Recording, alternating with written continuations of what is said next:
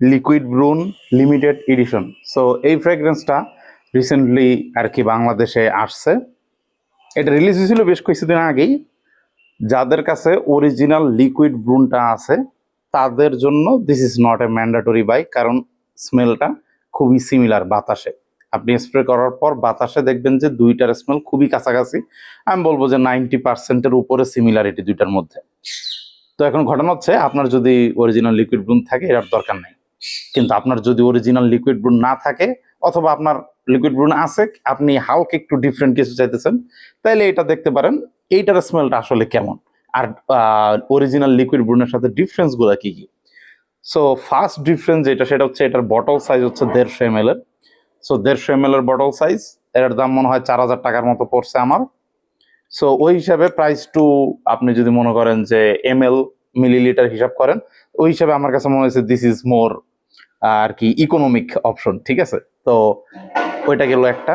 Second option যেটা, সেটা হচ্ছে স্মেলটা। স্মেলে আপনার হচ্ছে ওপেনিংয়েই অরিজিনাল লিকুইড ব্রুনের থেকে এই যে লিমিটেড এডিশনে ফ্লোরাল নোটটা একটু বেশি পাবেন। আপনার মেনলি এই যে লিকুইড ব্রুন অথবা আলতাইরের যে ডিএনএটা, এই ডিএনএটা মেনলি হচ্ছে যে কিছুটা স্পাইসি, ভ্যানিলা আর লিটল বিট ফ্লোরাল। যেমন মনে করেন যে যদি অরেঞ্জ ব্লসম, নেরোলি এইরকম একটা স্মেলের সাথে ভ্যানিলা মিক্স করলে একটা খুব সুন্দর একটা ক্রিমি একটা টেক্সচার আসে, যেটা অরিজিনাল লিকুইড ব্রুনে আছে। এইখানে ওই যে স্পাইসি নেচারের কথা বললাম, সেইটা একটু আমার নাকে একটু বেশি লাগছে। আমার কাছে মনে হয়েছে এটা একটু মোর স্পাইসি, হালকা স্পাইসি বেশি, আর হচ্ছে এইটা একটু বেশি ফ্লোরাল। ঠিক আছে, এই জায়গায় ফ্লোরাল যে টাচটা আছে, সেই ফ্লোরাল টাচটা বেশ ভালো মতো টের পাওয়া যায়। আপনি যদি মনে করেন এখানে অরেঞ্জ ব্লসমের কথা বলছি, এরপরে হচ্ছে যে কিছুটা হালকা গোলাপের স্মেল থাকতে পারে, আরও কয়েকটা ফ্লোরাল টাইপের একটা স্মেল আছে এখানে, কাইন্ড অফ মিক্সড ফ্লোরাল একটা ভাইব আসে হালকা।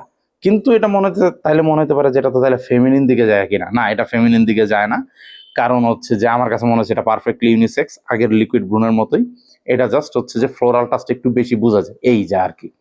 তো একটু বেশি ফ্লোরাল লাগছে, একটু বেশি স্পাইসি লাগছে। আর ঘটনা হচ্ছে অরিজিনাল যে লিকুইড ব্রুনটা ছিল সেটা ছিল একটু বেশি ক্রিমি, একটু ভ্যানিলা পাউডারি যে ব্যাপারটা ছিল ওইটা অরিজিনাল লিকুইড ব্রাউনে একটু বেশি ছিল। এইটাতে ওই যে পাউডারি কিংবা একটু ক্রিমি যে ভ্যানিলার ভাইবটা, এটা একটু কমায় দেওয়া।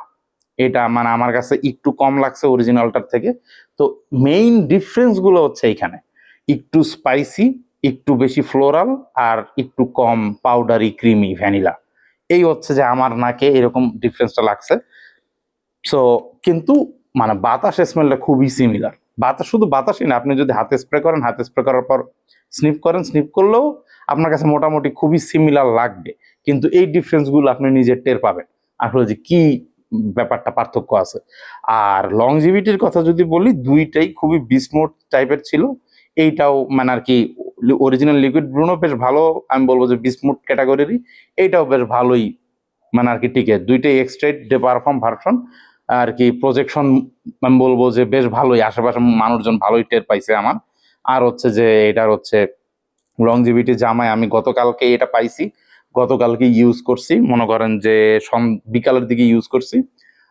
আমি বলবো যে আজকে সকাল 10টার দিকে পর্যন্ত হচ্ছে যে এটার স্মেল আমার জামায় বেশ ভালো মতোই পাওয়া গেছে। ঠিক আছে, তো লংজিভিটি বেশ ভালো, 8-10 ঘন্টার মতো লংজিভিটি আমি জাস্ট বক্স ওপেন করেই পাইছি।